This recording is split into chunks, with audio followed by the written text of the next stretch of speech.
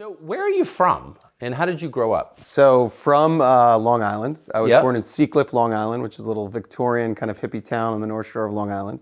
Born on the same street as my wife, Dayton Street. Oh, wow. Yeah, and so for the first 3 years we were together on the same street. I'm a year older, so her mom used to babysit me when I was to eat Cheerios off the floor where she was pregnant with her, which was a pretty funny story. And then I moved to Roslyn Harbor, which was a mile away.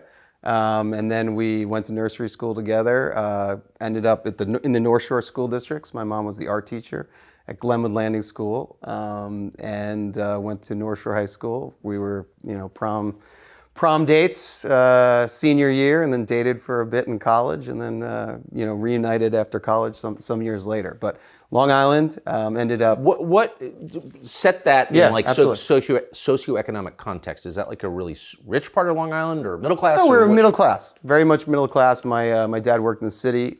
He was in he worked for Levi and Christian Dior in sales, and my mom was an art teacher, as I said. So I actually went. She was my art teacher K through 6. Wow. Yeah. So that was So it was pretty a very normal very American. normal, very middle class. 3-sport athlete. Lacrosse, winter track, football. Very kind of, even though it's Long Island and close to the city, it's kind of very Americana. Yeah. Oh, it is. Surprisingly. So then you go to Yale for lacrosse. I did. Well, I went to Yale for the academics, but, but we like to keep that. Yes, but lacrosse was a big part of me being admitted. Absolutely. What did you think of it? Was it a different world from the one you were from? Yale, yeah, absolutely. It's a long time ago to reflect back, but it was certainly there was a big culture shock, both academically and socially, immediately, like first weekend of school. So, In what way? just it was. I got to school, and there were without naming names, I was at the first weekend of school I wasn't in New Haven, but out in the Cape with folks that the highways in New York were named after, and large condiments and tires and stuff like that. Large condiments. Okay. So it was definitely it was a big culture shock, but I adapted pretty quickly from a academic standpoint. The academic rigor was certainly from a public high school in Long Island relative to Taft or Exeter or Andover. There was a quick learning curve, but it was attainable. And then socially, I think I did a fine job as well too. So ended up at Yale. Went through 4 years. We had a successful lacrosse career there, which was an absolutely incredible experience, and kept you in line, kept you in shape. Yeah. Less distracted from everything. And graduated. I ended up a quick stint into your world. Ended up working on the Olympics for NBC for Bob Costas down at in '96 in Atlanta. And then went on to take a job at Citibank. So that's where I got my first Asia experience. I was fascinated with Vietnam and had studied some contemporary American history in college. My dad was a veteran. He was a Marine, served in combat on the Hai Van Pass. In Vietnam? In Vietnam. So he was in Vietnam when he was 23. I had gone on a trip around the world, and really just, one of the stops was Vietnam. One of my. Had he told you about it when you were growing up? He did. We were a little bit irreverent and would tease him about it and get dressed up as fatigues and tell him we're knee deep in rice patties and trying to elicit a flashback or something. Trying to elicit PTSD maybe. Yeah, we were a little wild. me and my 3 brothers and sisters. So he didn't talk about it much, but we tried to bring it up a lot. It was kind of. That's pretty funny. Yeah, it was. So you wound up working for Citibank in Vietnam? I wound up getting a job with Citibank in Vietnam. I kind of orchestrated it through an uncle that had a relationship at Citibank, and ended up getting a management associate job there. Moved to, they just opened, Doi Moi was kind of underway, which was the not necessarily privatization, but the opening of Vietnam post the war, the conflict, the war of American aggression. Yeah. As they been coached to say, as if you live in Vietnam for some time. So went there, was a management associate. Was in Hanoi for a year, and then a couple of years in Ho Chi Minh City, and ended up at Citicorp Asia Capital Limited, where I was in private equity. So wow, that was the beginning. Where'd you go after Vietnam?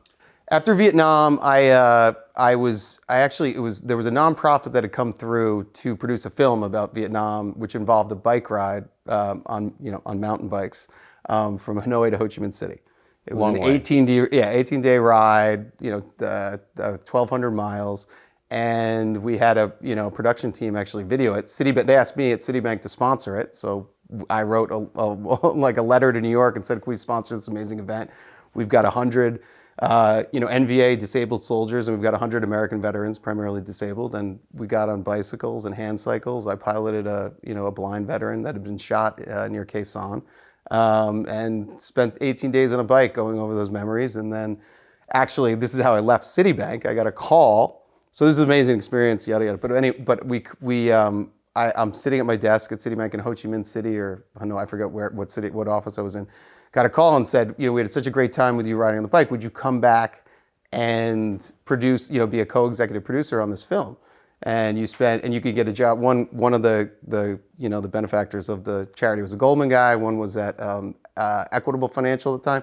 And they're both the CEOs or senior partners. And they're like, "We'll give you a job. You have the training at Citi. Just produce the movie for us."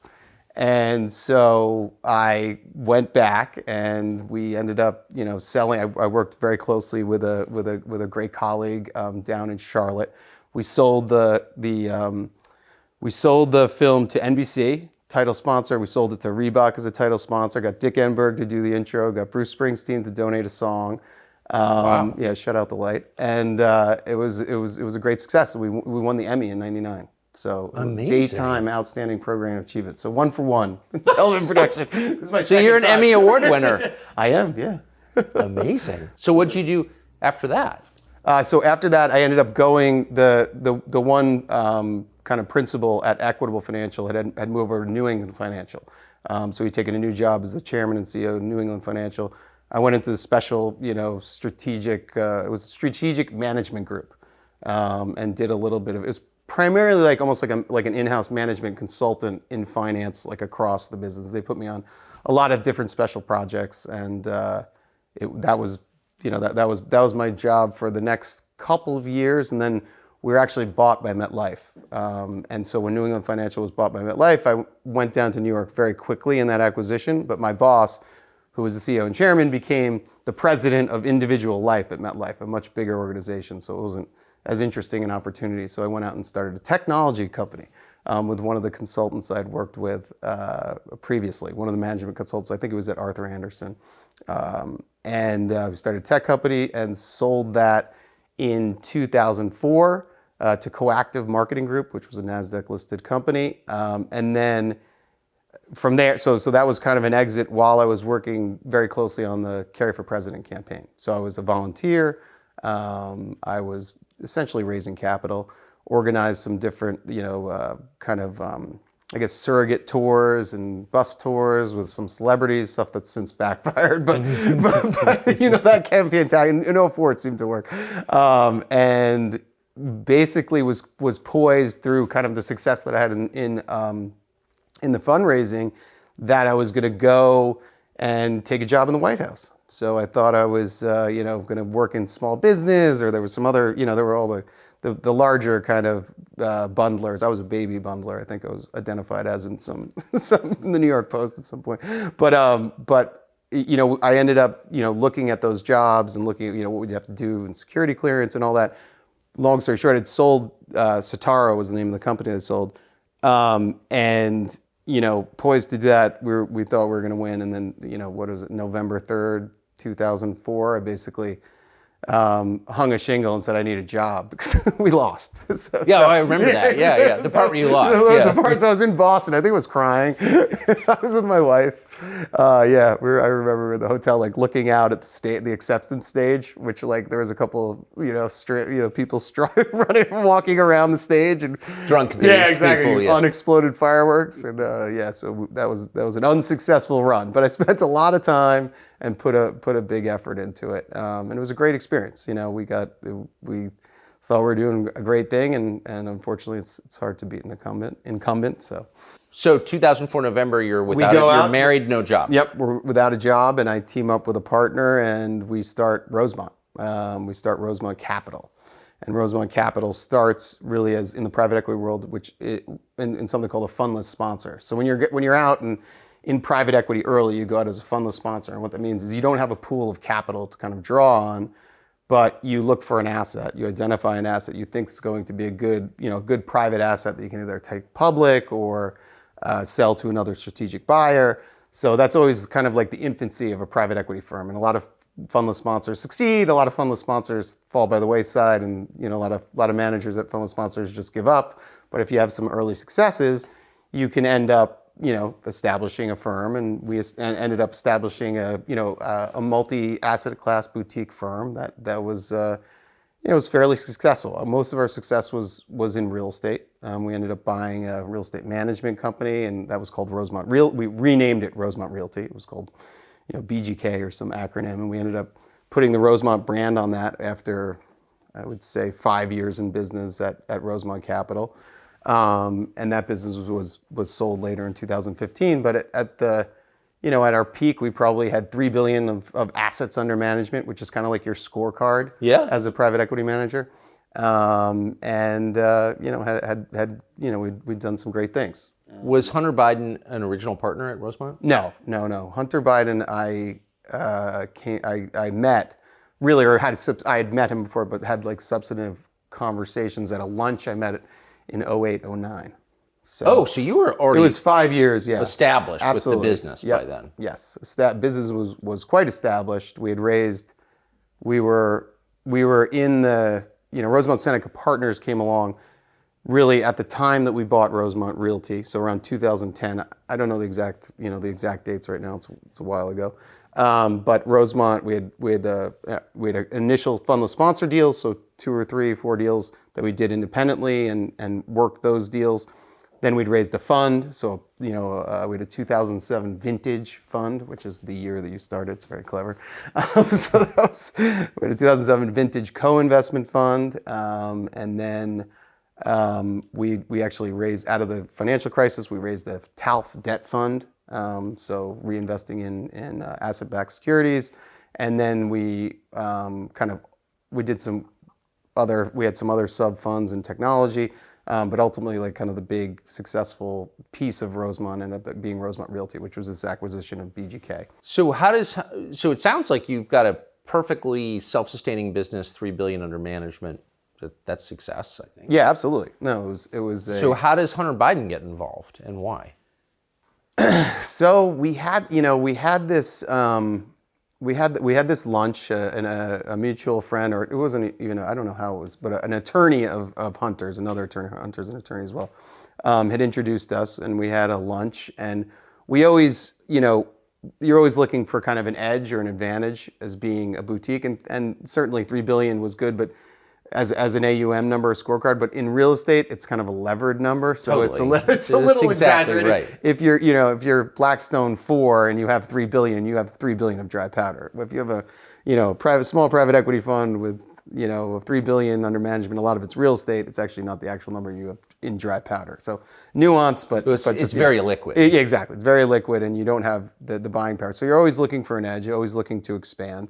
And we had obviously, we were demystified to Washington just through relationships. And Hunter was in a stage where he was transitioning from lobbying to strategic advisory. What's the difference? Well, as I understand it, when you can probably answer it better than me, given your background. There's a distinction, but no difference that I can see. Right, exactly. So one you register for, the other you don't. Right. And I think that there are some legal, limits around registering when your father's the vice president. So I think that was what they ran into. But there's certain, again, I'm not an expert on it. I know that was I think in Washington, you can't lobby, but you can strategically advise. Right. Exactly. There you go. Strategically advised. Right. It's a good nuance. So what was the business that you imagined him helping you with? The core business, what we really hoped for was raise introductions to capital, to raise more capital, right? And deal flow. So the things that make a private equity fund successful, whether it's in real estate or asset-backed securities, or just going out and looking for operating assets, it's finding unique deals. And then finding the capital to actually invest in those deals and make them worth more money. Right? Exactly. But you got to have the dough. Right. You got to have the dough. So I think in the back of our minds, the the initial strategy was, okay, we can expand our network exponentially. Hunter and his strategic team know, tons of folks, and it's a whole new world of, of high net worth individuals, family offices, institutional pension funds, which was a huge one that we thought that we could crack that never materialized. And yes, and so that was the genesis. But on paper, what we looked at was like, okay, why are you kind of teaming up this? And there was no investment in it. It was Rosemont Seneca Partners was kind of a dovetail concept. It's not like we didn't fund it, nor did they fund it. We just said they had their strategic advisory business, we had our private equity business. Let's combine forces, expand our network, and maybe get some help. Or maybe when we talk to a strategic asset that's selling we had a company that sold body armor, for instance. Maybe we could get a military contract because someone in DC knew the Pentagon people. I mean, it's just simple kind of connecting the dots. It is, but if I can just, and this is not a criticism of you because I lived there, I didn't see this either.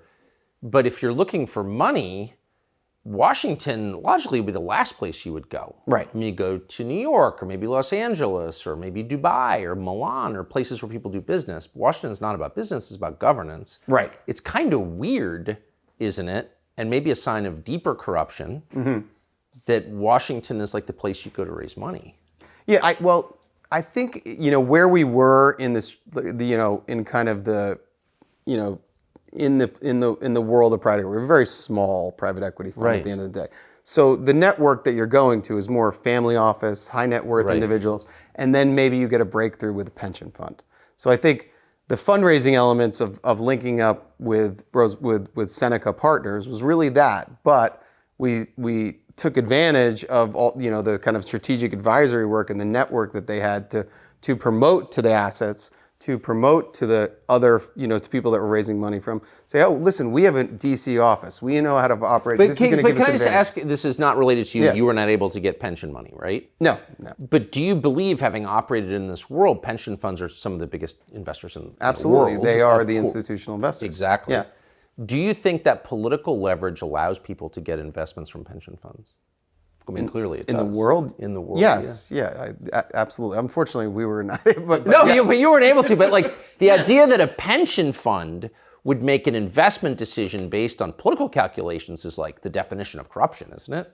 Yeah, I think that I think there's an entire world and business that's been focused on trying to create those lines of demarcation. I mean, it's one of the biggest. I mean, all the pension managers. I mean, it's a whole world to.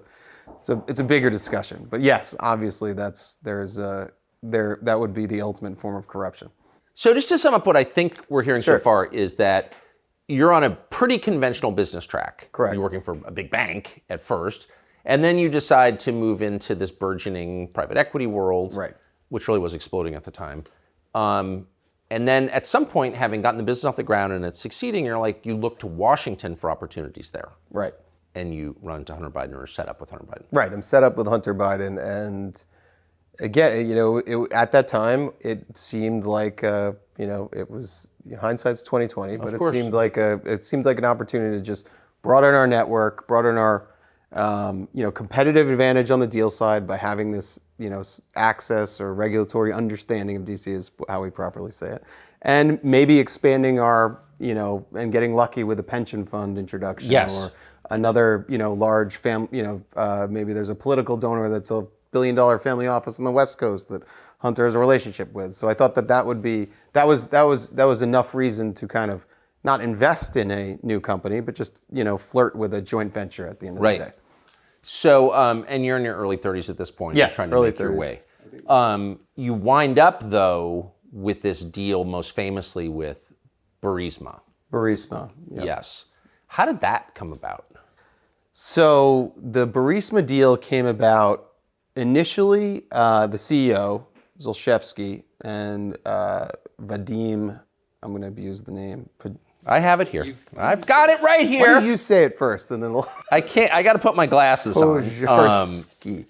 Yeah, so Vadim and Nikolai come through. They're working with they're in the network. Again, you're always expanding your network in raising capital and private equity, and work with this group, Tri Global Group, which Famously also worked with Mayor Giuliani, which Yes. was another one of their clients, which we found out later, but it was kind of interesting. They had on their fundraising list had Nikolai and Vadim, who were the CEO and the CEO, owner, and corporate secretary of Burisma, and they'd come through New York. Pozharsky. Yeah, there we go. We'll just use Vadim, I think. Vadim. So they come through New York. I was actually on a business trip in Asia, and they're taken through, and the Tri Global Group says we're working on these things. One of the funds that we're marketing is Rosemont Real Estate Acquisition Fund 1, REEF, and they show it to them, and that's probably I'll probably get the dates wrong, but that's maybe in the early the 2012 range. Okay, so that's the first context. We've got a placement agent working on Rosemont Real. They're on commission business with Rosemont Real Estate Acquisition Fund. They meet Vadim and Burisma. I don't know if they had known each other before, but there's this a mini GARC, as we call it, and a mini GARC and Vadim, who's the corporate secretary. They come through. They pitch. They give him the deck. I don't know if they spent any time on it. The deck being the marketing presentation for REEF. And nothing happens. They don't come in as an investor, but Tri Global was successful in identifying some investors for us, not Burisma. Cut to 2014, and I'm in the midst of a trip to Europe, and we're doing a strategic deal with a large bank there. And I get there, late February, early March, and it happens to be the day that Putin invaded Crimea, a peaceful invasion of Crimea, as they say. And so our deal falls through because there's all these, basically it's like this huge paradigm shift, obviously, after Maidan. Yes. And, everything changed in Europe, and it became this, there's this new inflection point of Ukraine, and that really started there on those days. So needless to say, our strategic deal with the bank falls through for Rosemont Real Estate Acquisition Fund. So we're quickly pivoting because at the same time we're raising for Rosemont Real Estate Acquisition Fund 2. So I happened to be at a meeting, and Tri Global says, well, are you still trying to raise capital? So would you like to meet with Nikolai Zolshevsky to pitch your wares? I bring the deck to him. We go through the presentation, and he says, interestingly enough, he knows, obviously he's calculating. He had made some moves earlier, which I'll tell you about. Thinking about Ukraine and the former position that he had. So we pitched him the deck. He kind of looks through it, and I remembered he had some like crazy watch with like it was like a Ulysses Nardone with like an oil thing that was ticking. Like the second hand was like one of those oil wells, cranking like this. Little I know it was a natural gas rig, but so it was hard to decipher. But anyway, it was quite an impression. He again, for the second time, kind of ignored the real estate pitch and mentioned in the meeting. He he was very polite, but he was obviously not interested in that. Mentioned, he said, President Kwasniewski of Poland has joined my board a couple months ago, and do you mind if he gives you a call? That was kind of like our departure. And I said, yeah, wonderful. Please follow up and write a $100 million check into Rosemont Real Estate Acquisition Fund 2. So we never had another discussion about that. And the next day, maybe 48 hours later, Kwasniewski and Vadim, who's the corporate secretary, who was not at the first meeting, but he was in New York, a couple years back. Kwasniewski calls me, says, you want to come to Warsaw? I want to, tell you about Burisma. And I kind of had a hint, but I didn't have a pure picture. It was the president of Poland. It was the president of Poland, yeah. So it was. So you happen to be over there trying to raise money for a real estate fund. Exactly. I was there for a big strategic closing that got completely blown up by world events. Exactly, by world events. So you're over there to raise money for your real estate fund. Correct. From the guy from Burisma, because he's just a rich guy looking to diversify. They make a ton of money selling natural gas, and they want to invest it. Right. He's not interested in your pitch, and he says, by the way, since you're here, I'd like you to talk to the president of Poland. Yes. Who then calls you. Yes. It was coordinated by Vadim, but yes, eventually we somehow got connected on WhatsApp, and yes, calls me, invites me to Poland. I was on a plane. I was on a LOT flight from, or whatever the airline's called. I think it's LOT. from JFK within a couple days. And I flew directly to Warsaw for 36 hours, sat down with Kwasniewski, and he said, listen, we've got a great opportunity, energy independence for Ukraine. This company, Burisma, I joined the board. There's a, we've looked at your profile. I know, you've got Rosemont. You can raise, and the idea was to raise outside capital for Burisma. So they were like, come join the board. It's a very high paying opportunity. It wasn't, we didn't talk details on that in that particular meeting, but he's like, trust me, and there's a chance to build an equity position in this business, and this could be, the next Exxon of Ukraine or whatever. I think there's some discovery emails that talk about that. Yeah. So well, why wouldn't it have been? I mean, it was a real company. Exactly, real company, incredible management team, new age equipment. But why you? Why me? Because I was a bereaver. You're a true bereaver, huh? I was no. Why me? No, it's just interesting because you're raising money for a real estate fund, but then the guy from the natural gas company says, talk to the president of Poland about joining the board of our natural gas company. Right. Was Hunter Biden mentioned at all? Hunter Biden was not mentioned, though. I mean, I can't deny that they did some research about Rosemont Seneca Partners, but because it just seems like it was not mentioned. It was not mentioned to me. It's a little. I mean, you sound like a very capable business operator, but not someone who specializes in the energy sector. No, I've had a diverse portfolio. Right. Well, now you know a lot about energy. Now I do. Yeah, but then. Right. Agreed. I had one energy investment that we had made in Texas, but that's true. I was certainly not, by any stretch of the imagination, an expert in excavating natural gas. Right. But the president of Poland is asking you to join the board. I mean, by the way, lots of weird things happen in life, but I just kind of suspect that maybe this was all about getting Hunter Biden involved. I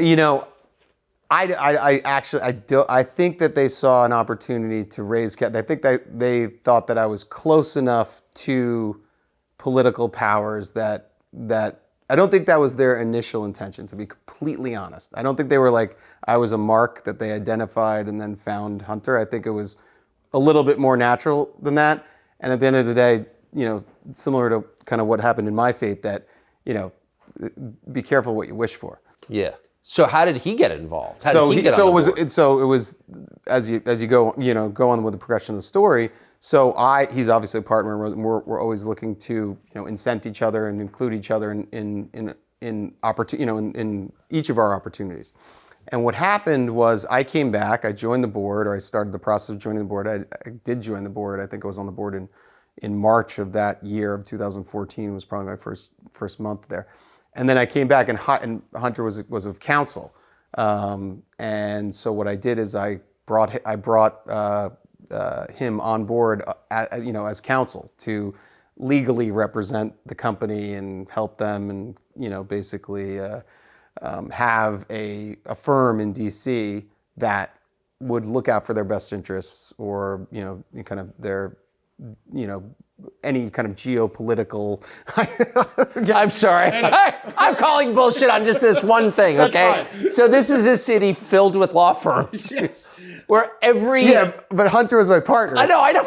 Just saying, this is a city where the number one job for a college-educated Caucasian man is lawyer at a firm. Right, exactly. Right. And a lot of those firms deal with foreign transactions and business and whatever. Hunter Biden doesn't have actually a meaningful history as a practicing attorney. I mean, he's been in the kind of lobbying world. So, that's an influence play, right?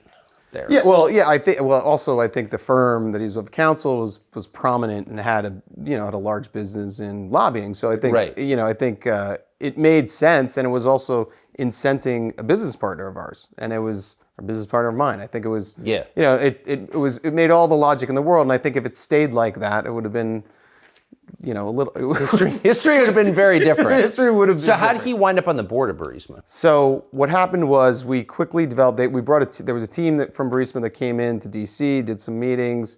There was a kind of a lead practitioner on the law side that was brought in to be like the, Hunter was a relationship manager, and then there was a lead for what things that needed to be done. We need to lobby. Is relationship manager, is that like a business card title? It's generally like of counsel at these law firms. It's to make introductions. Yeah, of course. I just love that phrase. I should have gone to law school. I aspire to be that. No, it's so good gig if you can get it. Anyway, so no, this is a natural progression. So we hire, and then a month or two goes by. We're at an economic conference in Italy, Lake Como, which was nice.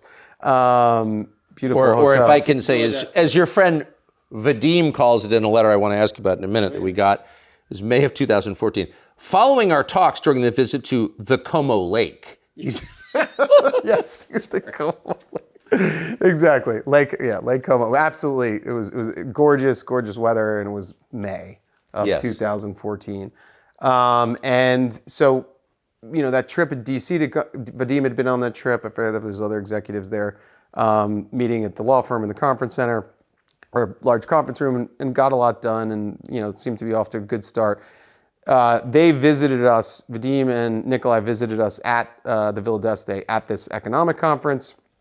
And Hunter, was of, the relationship manager at the time of counsel, and they, kind of struck up a conversation, and Kwasniewski was not there, but on WhatsApp and kind of in the conversation. And I think, similar to what, as opposed to like me being a mark in an orchestrated effort to get Hunter on board, I think they all of a sudden saw, the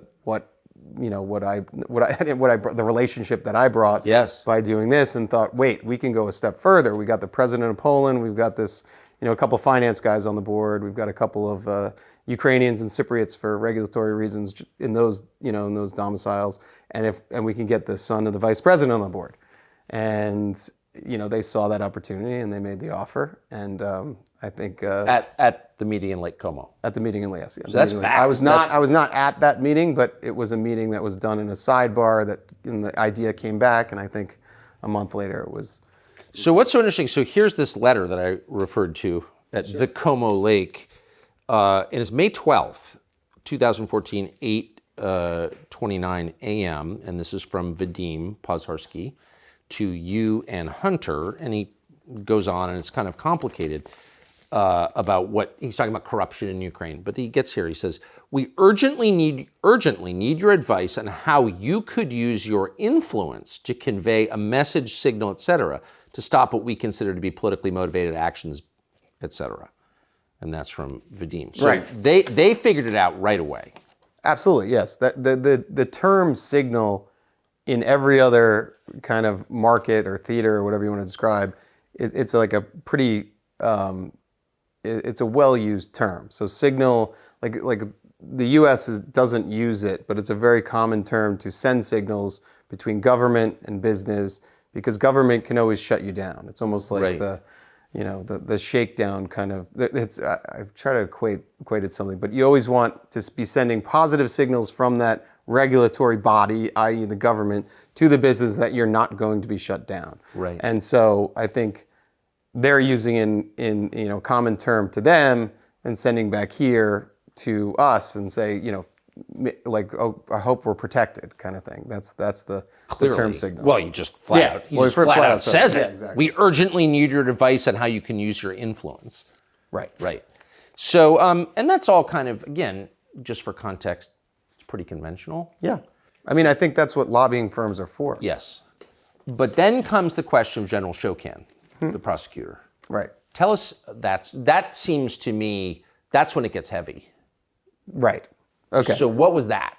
So Shokin was and I'm going to get the dates wrong, but Shokin was he was the prosecutor, the head prosecutor in Ukraine. And he was taking a close look at Burisma. So maybe not so different from an attorney general. Right. But he was taking, but much more case active, I think. Right. An attorney general is more of like a manager of people that handle cases, and they have their independence. But this guy's the law. He's like the law, yeah. So the buck stops with him. Hence, the signals are more important in countries outside the United States. So Shokin is taking a close look at Burisma. There were allegations that some of the deposits or some of the reserves were not, authentically acquired or whatever it may be. And so those were I think that was the genesis of the the complaints. And there were always, you know, being in Ukraine and being in that part of the world, there was always kind of challenges that they were facing.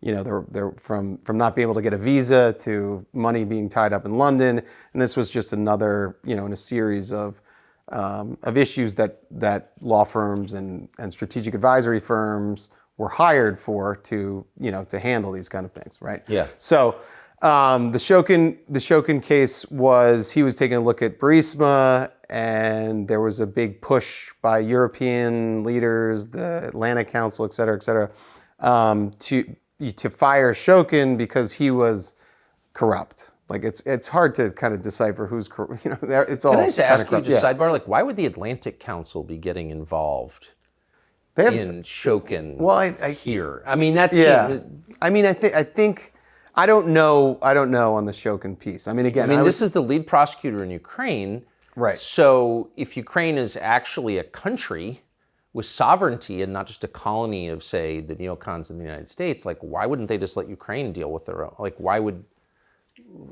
Western powers even get involved in who the chief prosecutor in Ukraine is? That's a question that I don't know. I couldn't control myself. So, but within Burisma, right, this Shokin was considered a threat to your business. Shokin was considered a threat to the business. I think anyone in, again, you got to get the signals to the government. I think anyone in government was always a threat, and always trying to shake down these businesses that were highly successful and enriching the owners and the staff and the board and whatever. And so at the end of the day, Shokin was taking a look, and again, if I wasn't involved in Shokin or any of this, but he was a threat. He ended up seizing assets of Nikolai, a house, some cars, a couple properties, and Nikolai actually never went back to Ukraine after Shokin seized all of his assets. And the case was, I mean, and obviously this is all out there. The case was that Shokin, there was all this pressure to fire Shokin from this, you know, the larger community, and then he was fired, and then somehow Burisma was let off the hook. I mean, that's what the story was. And Joe Biden, of course, was the driving force behind his firing. Yeah, he was involved in that. There's obviously video. Involved? I mean, Biden bragged at Council on Foreign Relations, you know, they had $1 billion coming from IMF, and I said, if you don't fire this man, you're not getting the $1 billion. Right. But it's you know, I think on this one, it certainly wasn't made clear to us at the board level, you know, that there was that was a favor to be done. The narrative, I don't know the narrative, and I don't want to, I don't want to lead anyone down that kind of path. That's what happened, because I don't know the narrative. But Joe Biden knew that his son was on the board of this company that was being hassled by the prosecutor whose firing he was calling for. Right. Yeah. And this took place 3 years after he sent you a letter saying thanks for all the work you're doing with Hunter. So, like, clearly he would know this would benefit the family. Right. I don't want to get it, but the narrative was that Shokin was already taken care of. That was the popular narrative. That's the only thing that he was already on his way out. Exactly. That was the narrative that was fed to the board. Okay, so you were told when Shokin got fired that, like, it had nothing to do with it. No, we were told that was bad and we don't want a new prosecutor. Shokin was taken care of. So it's very, I mean, this is not like, you know, checkers. This is multiple dimensions here. You know, so a popular. This is like Connect 4. Yeah, no, exactly. It's like, no, I think in this particular case, it's pretty high stakes and pretty sophisticated. So the narrative that I was told was that. That's just, you know, I've said it under oath and I'll say it again. That was the narrative. That was the narrative.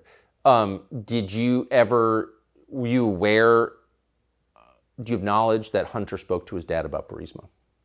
Do I have knowledge? Yes. Do you know that Hunter spoke to his dad about Burisma? Did you ever see them talk about it, hear them talk about it? Was Joe Biden? No, I don't have knowledge of that, though I'd assume it.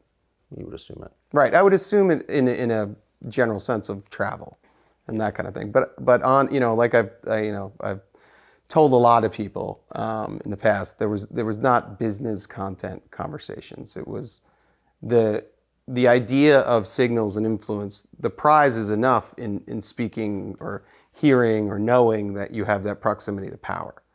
No one is so unsophisticated, that's been in politics for 50 years, Right. that Hunter is going to talk about, the last quarter's, how many billion cubic meters of gas we pumped out of the ground. Right. So it's just, I think a lot of the narrative gets caught up on,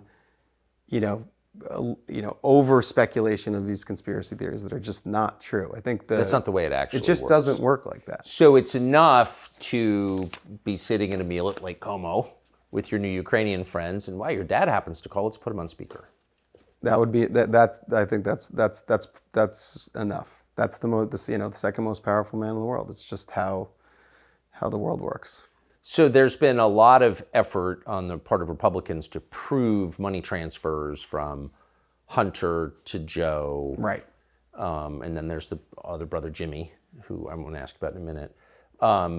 But so far there are hints of it, but we haven't seen the direct transfer.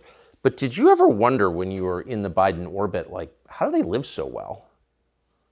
I mean, Hunter grew up at a huge house in Wilmington. The family had this very expensive beach house. And like, how do you do that on a politician's salary? We don't pay our politicians very much. Well, I think Hunter had a successful lobbying and advisory business. Sure, but these are his dad's houses. Right. Like, how does that, did you ever wonder, like, how do you do that? Well, at that question, I really only was under the kind of tenure at the Naval Observatory, so I knew the government was paying. We were paying for it. Yeah, no, of course, but like they had these other houses. Yeah, I was at Bo's house, I was at Hunter's house, but those were the houses. So that was not something that I often thought about. Put it that way. Okay. It's just interesting because you're coming from a non-political world on Long Yeah. Island, middle-class world, and you wind up in, around all these high flyers. Yeah. Right. I mean, and some of them but don't have business jobs. They have political jobs, but they're living really, really well. Yeah. I thought the cost of living was lower and what. No, I don't. It is pretty remarkable. It's pretty beautiful, weird, right? Suburban place to live. And I mean, I think the money that's thrown around DC is significant. I mean, as far as lobbying contracts and legal contracts and all of the bills that go out, and I mean, there's money flow. I mean, it certainly is. But it sticks to the people who live there. Like the money's Right. supposed to go out to the whole continent. Right. Yeah, that's a bigger discussion. Doesn't? Interesting. So when Biden called for Shokin to be fired, Right. very publicly, and then got it done, like, bam. Right. What did you think? Again, the narrative. They've tried to beat this into my head a million times because it does work on paper as far as the logical steps. But we were told that Shokin had already been taken care, that he was under control, and that this is going to be a whole big problem for Burisma now. It's a huge problem Because I mean, I don't know. the guy was going to shut our business down just got fired. Oh no! It's just what it was. It was kind of pounded into our heads. Obviously, as I look back in the rear view, it doesn't paper as well. But it looks like there was something. I'm asking you because you said at the outset that, well, first of all, that you liked Hunter, Absolutely, who was a very likable. I can attest personally, a very likable guy. Absolutely, but that you thought it was, useful. He knows his way around Washington. His dad's vice president of the United States. All this stuff. It's all good. But that there was the Icarus problem. Right. That like if you use those contexts too much, maybe it hurts you. Maybe you Absolutely. get burned by it. Did you feel that when Shokin got fired, like, ooh, maybe this is a little close to the sun here? No, on that one, I just was kind of listen. I was believing the narrative because we were in where I felt the Icarus was when he announced we were in Doha. As one is running around with some of the royal family at another conference, and part of the benefits of actually doing the Rosemont-Seneca partnership, you're getting access in these meetings. Anyway, long story short, we're in Doha, and they release some picture on the website that Hunter had joined the board. And that was that was like the tipping point where Icarus had arrived a little too close to the sun. Yeah. And the rest of my story has, been slow downward. Yeah, the trajectory changed at that point. It was like this, exactly. That was the Icarus moment. When I saw that release, and I saw, it was the middle of night. Burisma that had released that? Burisma released it, didn't tell us, and it was like the most Googled news story like in the world for 18 hours. And I was like, this is going to be a different because world. To a civilian, you're thinking, okay, huge, super lucrative Eastern European natural gas company, incredible. Sort of semi-employed kind of lawyer lobbyist from DC, like, what is he doing on their board? Like, it just seemed... Right. Yeah. And that it really, at the time, I was not, I didn't have, we didn't calculate the risk appropriately. And the rest is history. So whether or not Hunter convinced his dad to come out against Shokan, and there's debate. Right. It was very clear that the Burisma guys were hoping to leverage Hunter's relationship with the vice president, his father. Yes. At one point, they told Hunter to, quote, call his dad? Yeah, I think referencing the email that you put earlier, there was constant pressure to send signals, to leverage all of his dad included, but the Biden brand, all of the the DC insider and relationships to help Burisma survive. I think that's at the end of the day what we're talking about. I mean, that was the idea. That's what he brought. It was that ability to help on the geopolitical stage, keep them out of trouble, keep them out of investigations, unfreeze assets, unsuccessfully, unfreeze visas, and the first challenge, which was there was a 23 million pound account that was released to Burisma because of alleged non-cooperation by the prosecutor. I don't know if Shokin or the guy before that, but that was successful. And I think... Did Hunter help with that? The perception of him being on the board probably provided a halo that helped with that, but no active, there was no active... But they were not consulting him on pipeline construction or wellhead design. No. It was hiring lobbyists and law firms to and various NGOs to help clear the path from regulatory roadblocks at the end of the day. When they asked him to call his dad, did he? I was not privy to the conversation directly, but they've asked, that was, Vadim met with his dad at dinner at Cafe Milano, a famous dinner at Cafe Milano. I did not listen to a particular call where they spoke, but I know that the request was made by Vadim a lot. What did Vadim say to the vice president at that dinner at Cafe Milano? At dinner was, politics. I think there was a World Food Program element, weather, nothing specific to Burisma.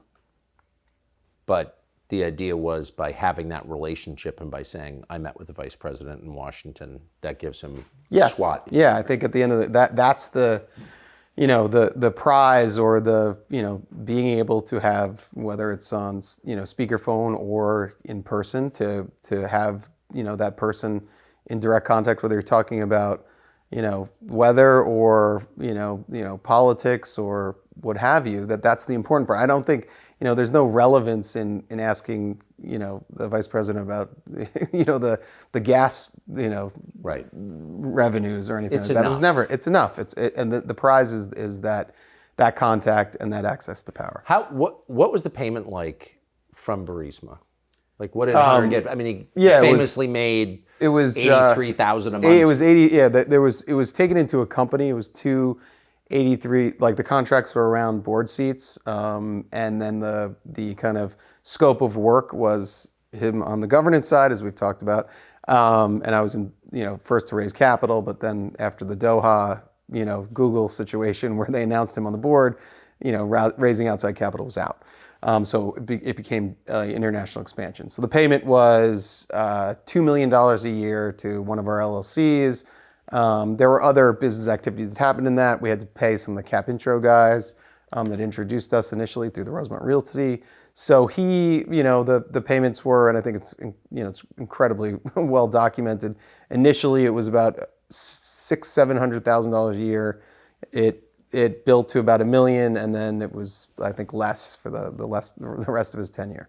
The second his father left the VP's office, it went down. I think that happened. You think that happened? I think that I was long out of it by then, but I think I've been told that. What about gifts? And this is a part of the world where people give gifts, right? And those gifts are a kind of non-taxable payment. You could argue.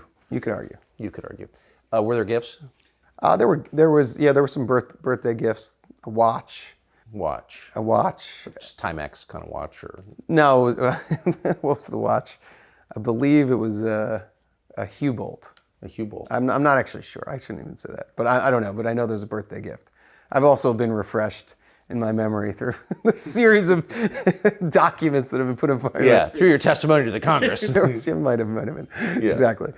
So a watch like that would cost like ballpark? $50,000 to $100,000. Yeah. So real gift. A real gift, meaningful. So you're working in Ukraine, and just based on our off-camera conversations, we're actually interested in the business. Absolutely. And it's kind of an interesting business, actually. It powers the world. So right, it powers the world. And meaningful business. Yep.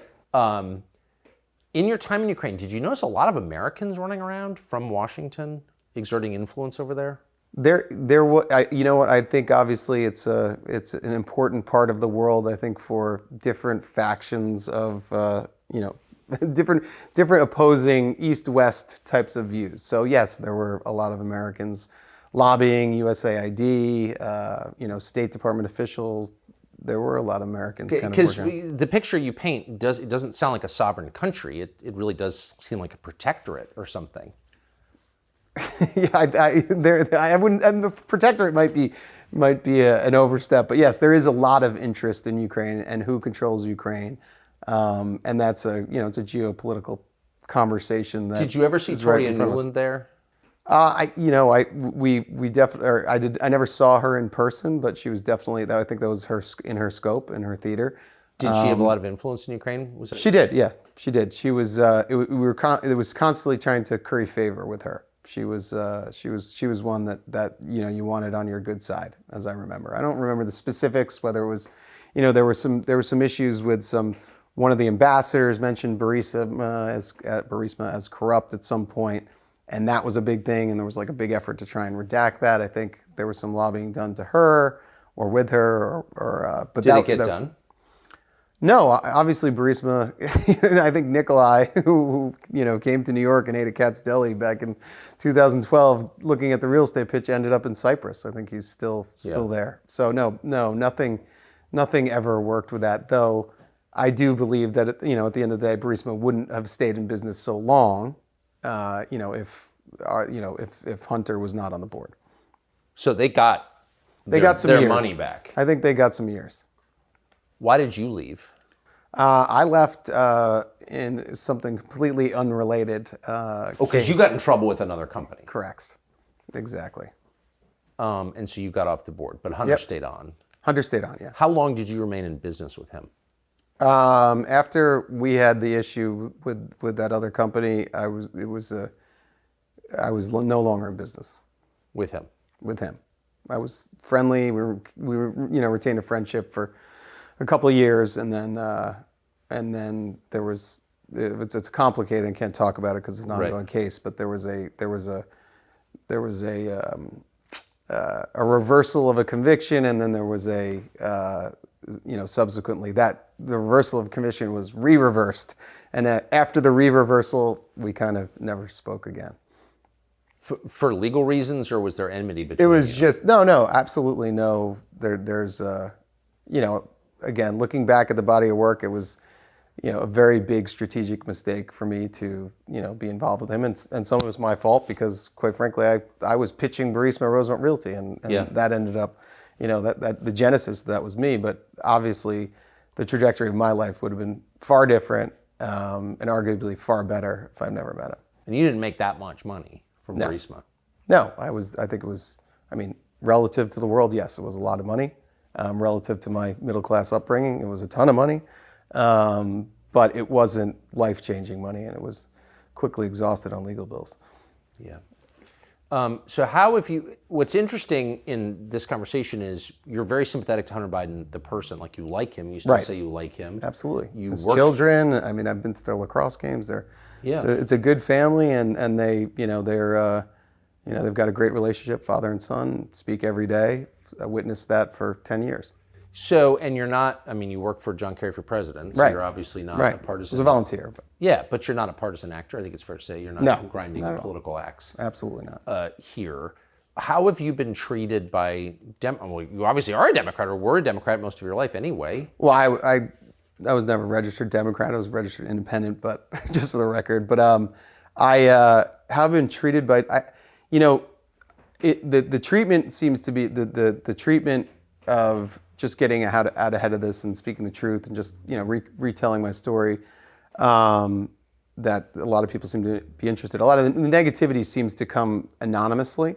Obviously there's murmurs of different folks saying different things, but the threats and stuff like that seem to come from whether they're AI bots or people in their basement in Cleveland. Not to pick on Cleveland, but probably Cleveland. It might be. I don't know.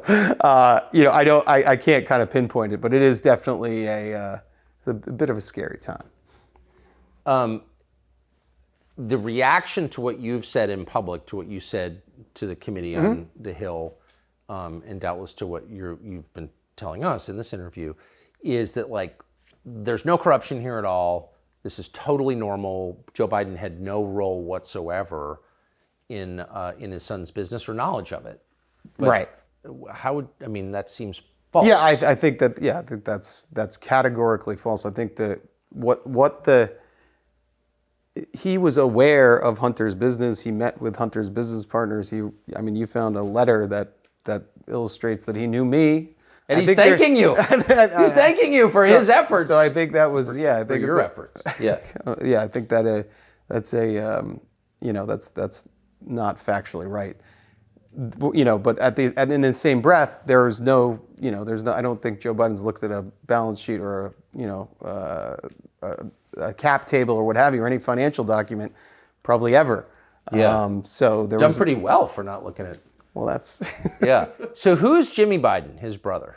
Jimmy Biden, his brother, that's Joe, the president's brother. Yeah. And he really picked up, post my, issues, and worked with him, in business that he got into in China and Romania, kind of after my tenure with Rosemont Seneca Partners. But I think he probably filled some void of, companionship and business companionship, in the years after I was basically. Did you ever spend time with him? Not a lot. 3 or 4 times. 3 or 4 times. So he ran. There's not a lot written about him. He ran a nightclub for a while in Wilmington. I think that went under. Mm-hmm. But was it your sense that he had a high degree of business acumen? He was always willing to. He was always willing. I have no real opinion about Jimmy, quite frankly. I know he likes Diet Mountain Dew. That's Diet Mountain Dew. Yeah, I'm a big Diet Mountain Dew guy. But I never did a business deal with him. I socially interacted with him at a very few occasions. But did you think it's a little weird? So here's Hunter Biden, and here's the brother Jimmy with the Diet Mountain Dew. What is this exactly? This Biden brand? What is the business? What is as a whole? I mean, what is the business? It's a diverse portfolio of opportunity.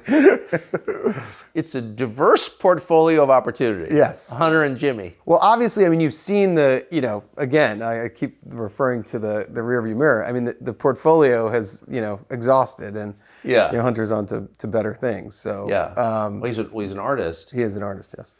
And I'm not gonna offer any reviews of his work, but I just have to ask, in the many years in the 10 years you spent with him, did he evidence any interest in painting?